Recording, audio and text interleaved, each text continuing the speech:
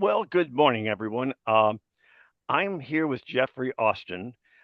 Jeffrey has a role as a literacy consultant in Detroit. He works with any number of districts and serves in that role for them.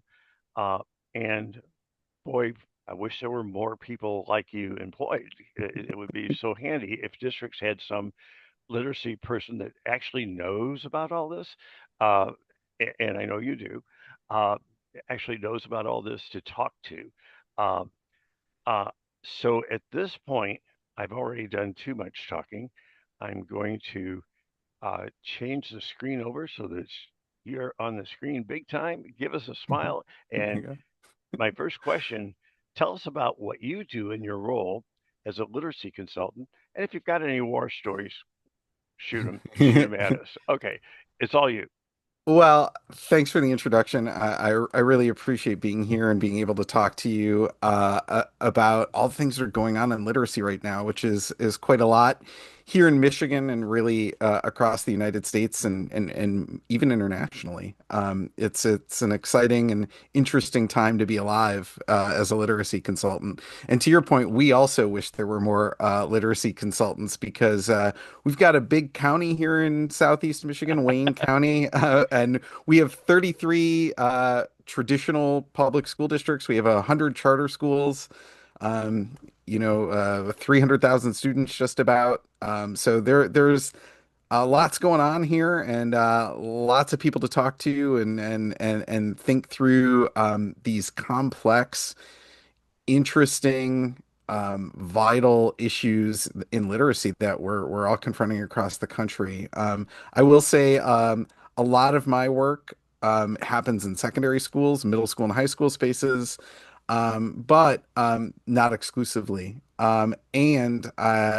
As another part of my role, I also help coordinate a lot of the project, problem, and place-based learning initiatives that we've got going on, which we think are really also important to literacy, and that have a role to play in how we think about what it means to read the word and the world simultaneously. So, lots going on here at a really interesting time, but really happy to be here and talking to you today. Okay, so essentially, you're that typical educator. You're being asked to do 20 jobs at once, and you're understaffed. Okay, so welcome to Yeah, our world. Yeah, that's right. uh, And I totally understand that because before this I was a teacher for almost 17 years, but I was also a department chair, an instructional coach, a writing center director. I helped out as a district department chair during the earlier days of COVID. So yes, many hats. oh, oh, I'm used to the roles oh, oh, at one time. okay. Now,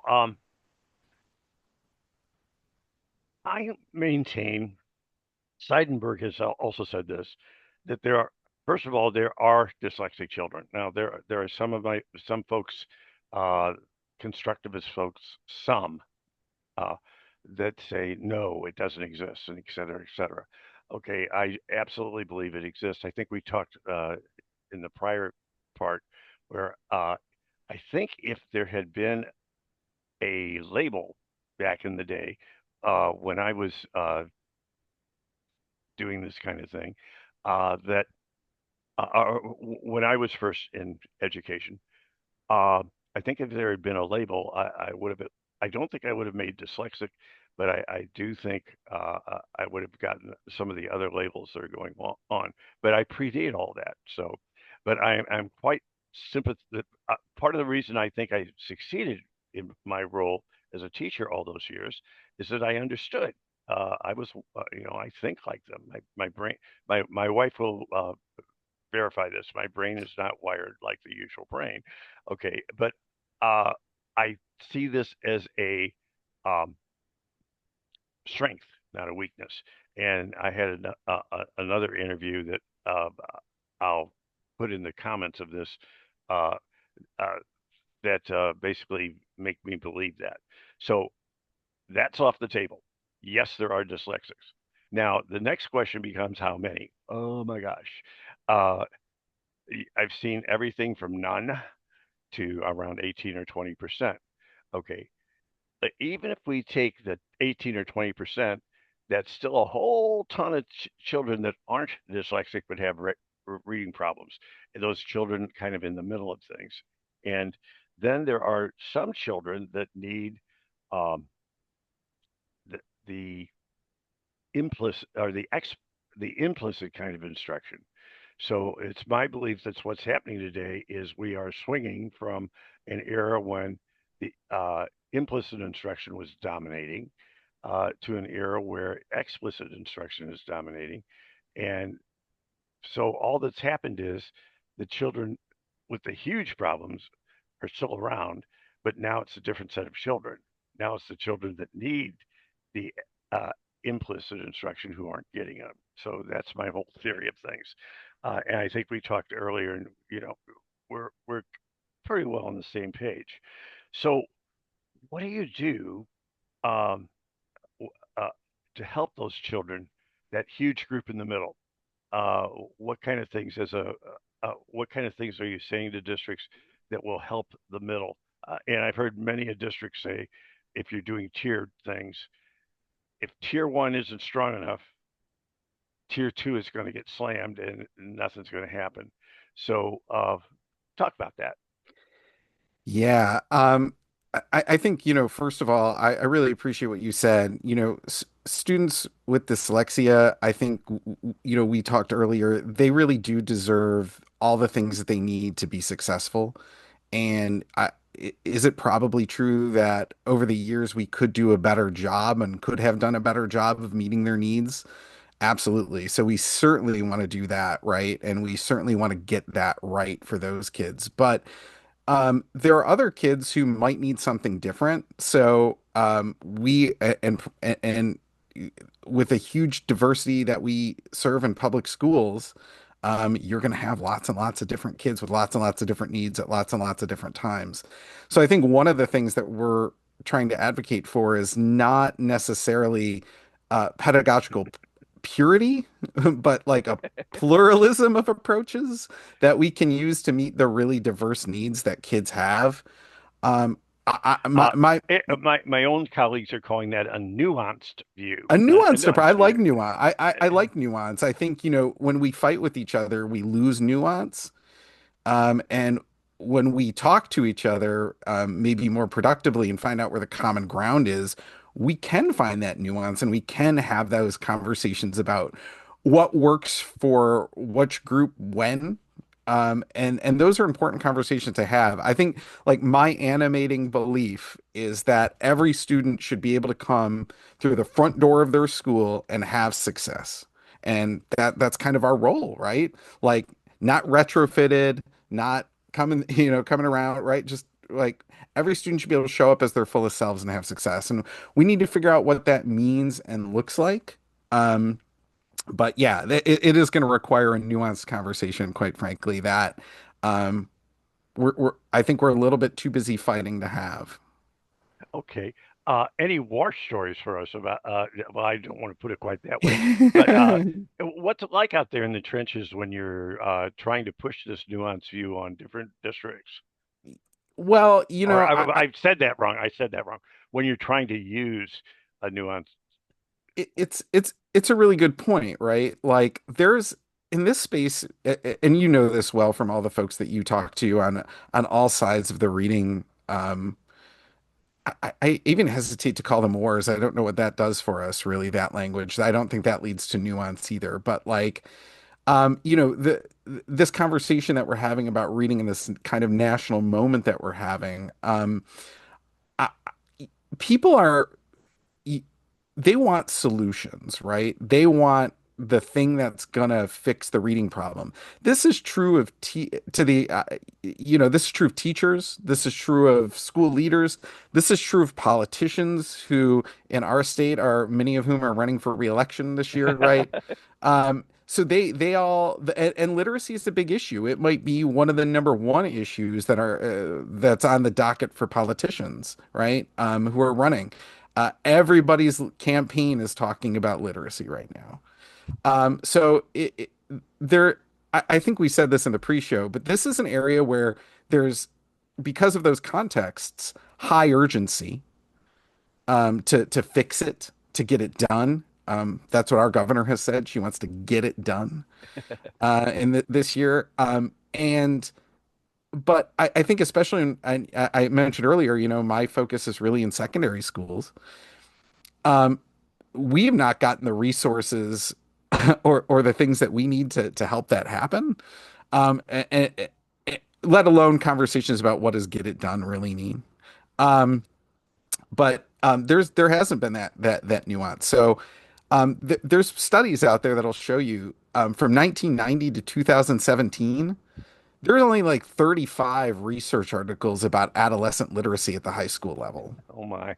right? So how are we making decisions? Now, there's a way more than that at the elementary level, right? K2, K3 has been, I think, well documented and well studied, way more than what we're seeing at the secondary level. But even in absence of research and maybe really good data, important decisions are being made about what kids should get and how they should get it. Um, so as part of this, political arena that we're in, Michigan has a new law called PA 146, sometimes referred to as the dyslexia law, which, like many other states, mandates certain curriculums and certain kind of instructional approaches.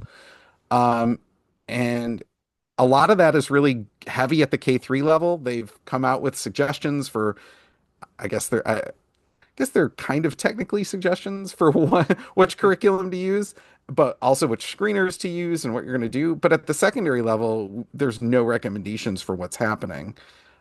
And that's creating a lot of chaos and problems because again, people are operating in very low information environments, but they want to move fast.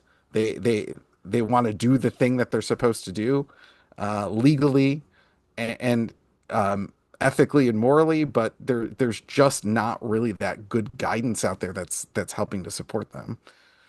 So Okay. Well, I'm going to chime in for a second, and yeah, go ahead. we had this conversation in the pre interview, and I'm turning me. Wait a minute. I want to go back to gallery here. Mhm. Technology. I love it. All right. So what we uh, what I believe is right now. First of all, I believe that the dyslexic children in the era where the constructivists, and a lot of them are my friends, I have to, okay, the constructivists were saying it's, I had a committee member that said, Sam, the reading wars are not about phonics versus no phonics. It's my phonics versus your phonics. And my phonics, of course, is the at that time the constructivists were pushing uh, analytic phonics, or what Seidenberg I think called uh,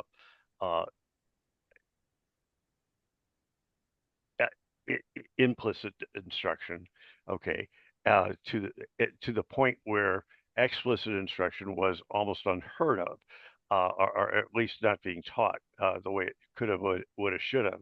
Okay, I was teaching classes back then, by the way, and my people got both. But it, it, that's that's where things were then, and dyslexic children really got a bad deal. But what people are failing to realize with this new legislation is that now we have another group of kids out there. They're the kids who do thrive with that implicit instruction, who actually need it, and now they are in the same boat that the dys- dyslexic children were in years ago. And if we don't meet their needs, uh, and then we've got all the kids in the middle that can get by with either approach. Uh, okay, and we haven't even talked about comprehension. No, we haven't. Okay, but I just want to throw in there. I know about that too. But here's the thing of it. Now we're putting kids, another group of kids, in the same position, and I think these laws. I I think if you're going to do it at all, and I really think that those kind of decisions belong more at the district level than at a state level.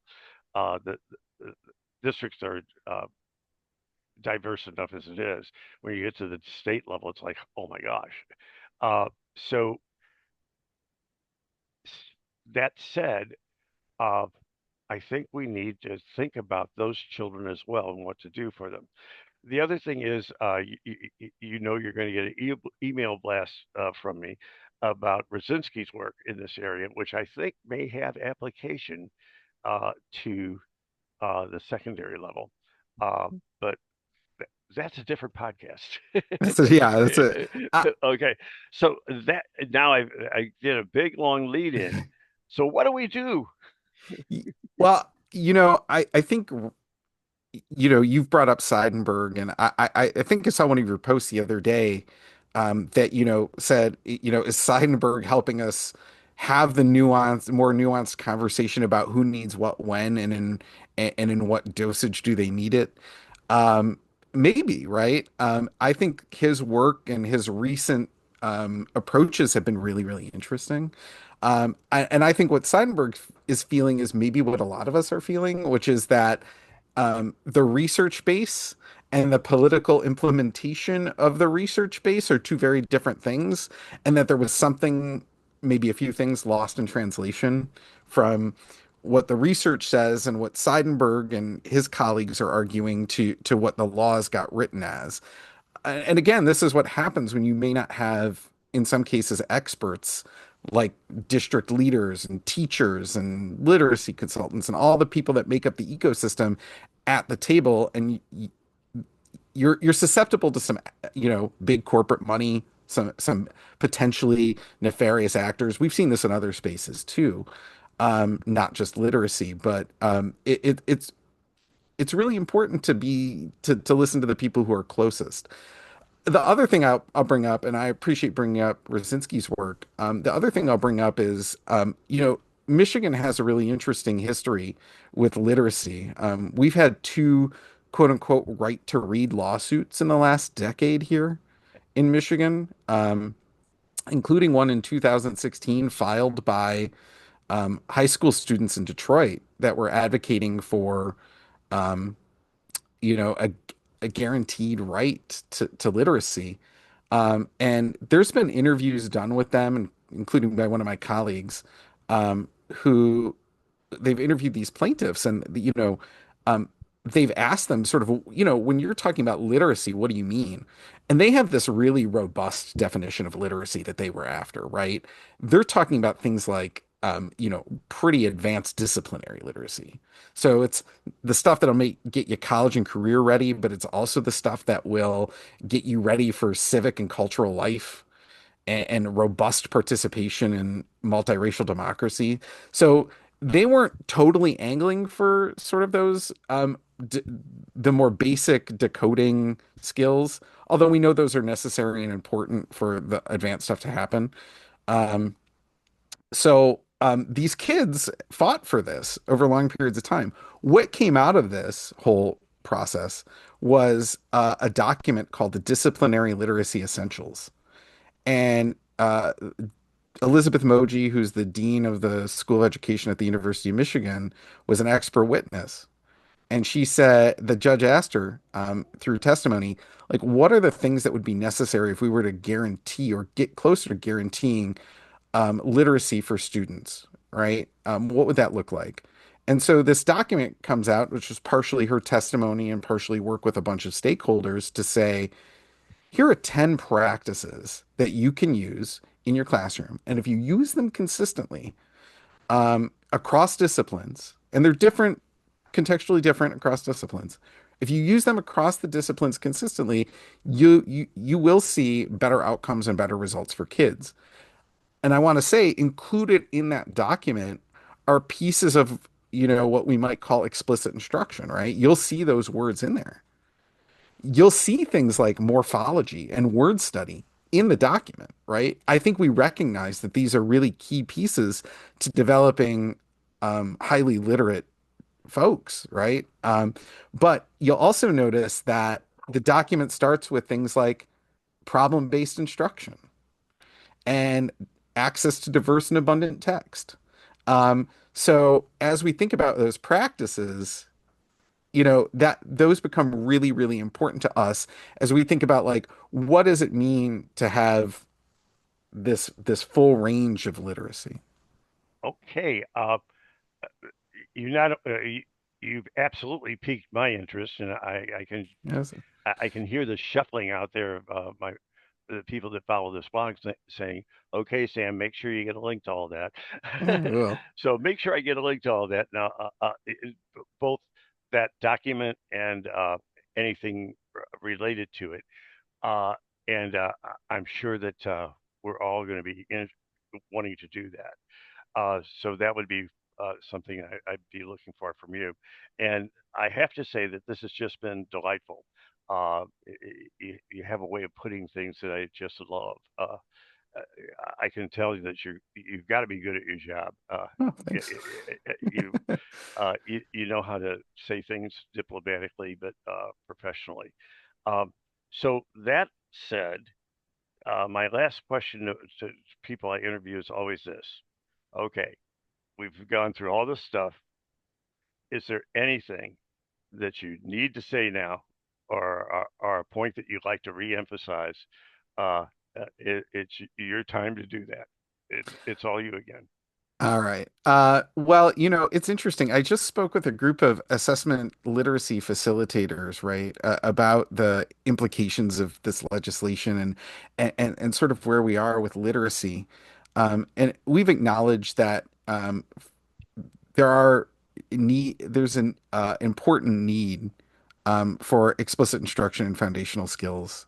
Um, we've acknowledged that though that's a critically important part to helping students read. But I think, again, the implementation gap has happened. And so where the research tells us that there's all these facets to reading, a lot of these publishing companies and a lot of the legislation boils it down to a single strand, which is often decoding. It's explicitly called out in the Michigan legislation. I would just encourage folks to like look at what the assessments that are being used to make these decisions are asking of students, right? Go look at what fourth grade NAEP at a basic level asks students to do. Go look at your state level assessments and see what's required. Go look at an SAT where kids are wrestling with charts and infographics. Um, I don't want these to be the be all and end all of instruction, and I have lots of problems with standardized testing, which is a different podcast altogether also. We might do that sometime, but go But ahead. I just want I just the demands of the assessments, and I understand NAEP's aspirational high bar assessment, but like go look at these and see what's required for students to really succeed. I mentioned Elizabeth Moji. She just put out an article not that long ago about how the southern surge states aren't keeping up when it comes to secondary. Mississippi does not score well in eighth grade scores, and only 20% of Mississippi's 11th graders are college and career ready by the ACT's benchmarks. And they're a state that tests almost everybody. Um, and Alfred Tatum's been on this work too, and his work's been vital about if there is a southern surge, it may not be being felt evenly by everybody. And so we really do need to pay attention to the full range of research, what research offers us and what it tells us about literacy, and not get boiled down or essentialized into one single part of it. It all fits together, reader, context, text, sociocultural, all these things really, really matter.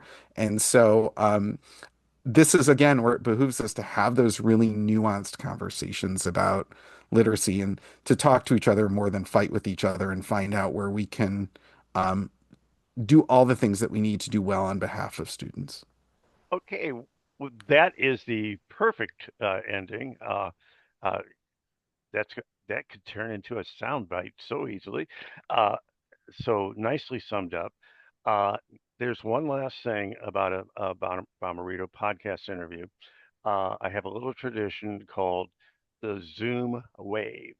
In just a minute, we're both going to put on our best smiles and we're going to get the hands where people can see them and we're going to do a Zoom wave goodbye. So, if you will, Jeff, let us give them a Zoom wave goodbye, and it's been delightful. Yeah, thank you. I appreciate it.